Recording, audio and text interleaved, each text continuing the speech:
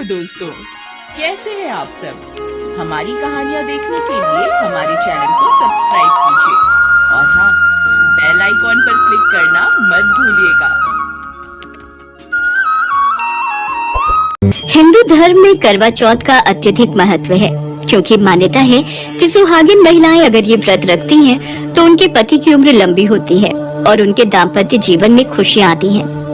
आज के दिन महिलाएं निर्जला व्रत रखती हैं और रात में चांद देखने के बाद ही अपना व्रत तोड़ती हैं। मान्यता के अनुसार छलनी से चंद्रमा को देखते हुए पति को देखना शुभ माना जाता है। इस व्रत में भगवान गणेश, शिव, पार्वती, कार्तिक और करवा चौथ माता का पूजन किया जाता है। करवा चौथ में चांद का बहुत महत्व होता है। करवा चौथ विशेष रूप से पंजाब, उत्तर प्रदेश, हरियाणा, मध्य प्रदेश और राजस्थान में मनाया जाता है, लेकिन अब पूरे देश में इस पर्व को सुहागिन स्त्रियां बड़े हर्षोल्लास के साथ मनाती हैं। लेकिन समय के साथ इस त्योहार को मनाने के तरीके में भी परिवर्तन आया है। अब पत्नियों के साथ पति भी करवा चौथ का व्रत रखते हैं। करवा चौथ से जुड़ी एक पौराणिक कथा के अनुसार प्राचीन काल में इंद्रप्रस्थ शहर में एक दीनानाथ नाम का साहूकार रहता था। उसके 7 पुत्र और 1 पुत्री थी। पुत्री का नाम वीरा था। वीरा 7 भाइयों की एक बहन थी। सभी भाई अपनी बहन वीरा को बहुत प्यार करते थे और सभी भाई वीरा को खुश करने की कोशिश में लगे रहते थे। एक दिन, मेरा अमरूद खाने का बहुत मन है, मेरे लिए अमरूद कौन लाएगा? देखते ही देखते वीरा के 7 भाई भागकर अमरूद की खोज में गए और एक एक करके वीरा के पास अमरूदों का ढेर लग गया। अरे, इतने सारे अमरूद! मैंने एक अमरूद खाना था, आप 7 भाई मिलकर मेरे लिए अमरूद ले आए। वीरा, तेरे चेहरे पर मुस्कान लाने के लिए हम कुछ भी कर सकते हैं, परंतु हम तेरा मुरझाया हुआ चेहरा नहीं देख सकते। इसी तरह सभी भाई मिलकर बचपन से ही वीरा का बहुत ध्यान रखते थे। वीरा जब बड़ी हुई तब उसके पिता ने उसकी शादी सुदर्शन नाम के एक ब्राह्मण से कर दी। विवाह के बाद वीरा खुशी खुशी अपने ससुराल रहने लगी। कार्तिक मास की कृष्ण पक्ष की चतुर्थी को करवा चौथ का व्रत आता है।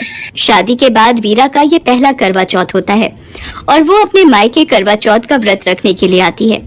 वीरा, आज करवा चौथ का व्रत है और ये तुम्हारा पहला करवा चौथ है, तो इसके भी कुछ नियम होते हैं। हाँ वीरा, इस व्रत के दौरान चाकू चलाना, सिलाई, कढ़ाई, बुनाई करना और उधेड़ना मना होता है। इस बात का तुम ध्यान रखना।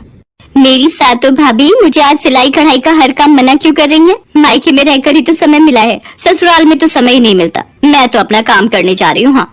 वीरा अपनी भाभीयों की बात को अनसुना करके कपड़े पर कढ़ाई का काम करने बैठ जाती है। ऐसे ही सारा दिन निकल जाता है और रात को वीरा के भाई भी काम से वापस घर आ जाते हैं। मेरे सारे भाइयों को कितने समय बाद आज एक साथ भोजन करते देख रही हूँ। तो फिर सोच क्या रही है बहन वीरा, तो भी हमारे साथ खाना खा ले। नहीं भैया, आज मेरा करवा चौथ का व्रत है। भाभीयों ने बोला है आज मेरा करवा चौथ का व्रत है, तो मैं आज चांद को अर्घ्य देकर ही खाना खाऊंगी। वीरा की बात सुनकर भाइयों से अपनी भूखी बहन का हाल देखा न गया। हम लोग अपनी बहन को इस तरह से भूखा नहीं छोड़ सकते, हमें ही कुछ करना होगा। मेरे पास एक तरकीब है, आप सब मेरे साथ आओ। सभी भाई घर से बाहर जाकर घास फूस इकट्ठा करके आग जला देते हैं और छलनी ले जाकर उसमें से प्रकाश दिखाते हुए वीरा बहन को आवाज लगाते हैं। बहन बहन, चांद निकल आया है, अब तो अर्घ्य देकर भोजन कर सकती है। क्या चांद निकल आया? आओ भाभीयों, आप सब भी चंद्रमा को अर्घ्य दे लो। ये तेरा चांद है जो तेरे भाइयों ने तेरे लिए निकाला है, अभी हमारा चांद नहीं आया। कोई बात नहीं, नहीं आना तो आप सब मत आओ, मैं तो चांद को अर्घ्य देकर भोजन करने बैठ रही हूँ। मुझे तो बहुत जोरों की भूख लग रही है। वीरा भाइयों के बहकावे में आकर अर्घ्य देकर अपने भाइयों के साथ खाना खाने लगती है। तो पहले निवाले में बाल आ जाता है, दूसरे निवाले में कंकर और तीसरे में ससुराल से संदेश आ जाता है। क्या हुआ वीरा, भोजन से उठ क्यों गई? पता नहीं, भोजन के पहले निवाले में बाल आ गया, दूसरे निवाले में कंकड़ और अब तीसरा निवाला खाने की इच्छा ही नहीं है। तभी वीरा के ससुराल से कोई आता है। लगता है वीरा के लिए करवा चौथ का कोई सामान आया हो। सुदर्शन बाबू की तबीयत बहुत खराब हो गई है, जल्दी वीरा भाभी को घर बुलाया है। क्या दामाद जी की तबीयत खराब हो गई? मैं तभी बोल रही थी वीरा कि अपना करवा चौथ का व्रत खंडित मत कर, अपने भाइयों की बात में मत आओ, पर तुमने हमारी एक नहीं सुनी। अरे अब बस भी करो, उसकी हालत तो देखो पहले, उसे ससुराल पहुंचने तो दो, पता नहीं दामाद जी की तबीयत को अचानक क्या हो गया। वीरा रोती रोती अपने ससुराल वापस चली जाती है। जब वीरा ससुराल पहुंचती है तो देखती है उसका पति पूरी तरह से पत्थर बना होता है। वीरा ने जितनी सुइयां सिलाई पिरोने में लगाई थी, उतनी सुइयां उसके पति के सिर में चुभी होती हैं। हे माँ करवा चौथ, मेरे से भूल हो गई। मैंने अपनी भाभीयों की बातों को नहीं माना और अपने भाइयों की बातों में आ गई। मुझे क्षमा कर दो माँ। स्वामी, मैं आपको कुछ नहीं होने दूंगी। मेरी गलती की सजा आपको नहीं मिलेगी। मैं आपको ठीक करूंगी, चाहे मुझे कितना भी वक्त लग जाए, मेरा वादा है। वीरा, इन सब बातों का कारण हम भाई ही हैं, पर तू ये कठिन कार्य कैसे करेगी?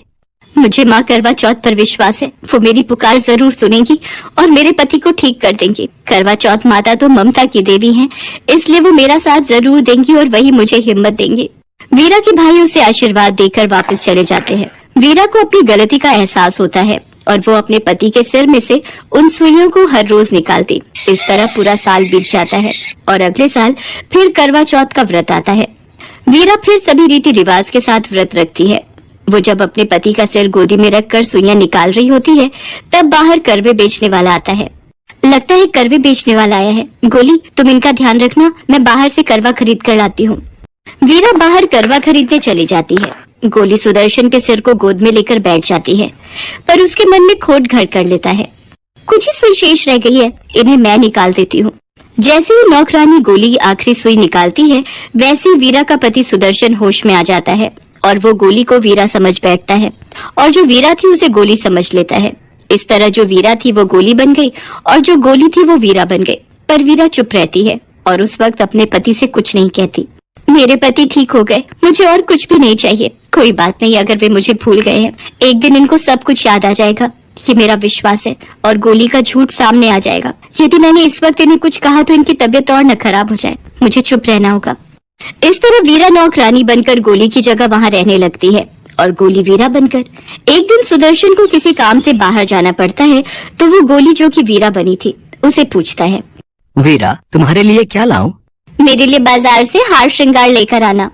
साहब, मेरे लिए एक काठ की गुड़िया लेकर आ सकते हैं? आपकी बड़ी मेहरबानी होगी। हाँ हाँ गोली, तुम हमारे घर में बहुत पुरानी नौकरानी हो, मैं तुम्हारे लिए काठ की गुड़िया ले आऊंगा। इस तरह सुदर्शन जब बाहर जाता है तो बाजार से एक गुड़िया और हार श्रृंगार का सामान लेकर आता है और दोनों को दे देता है। इस तरह वीरा जो कि गोली बनी होती है, वो हर रोज अपने कमरे में काठ की गुड़िया से बातें करती थी।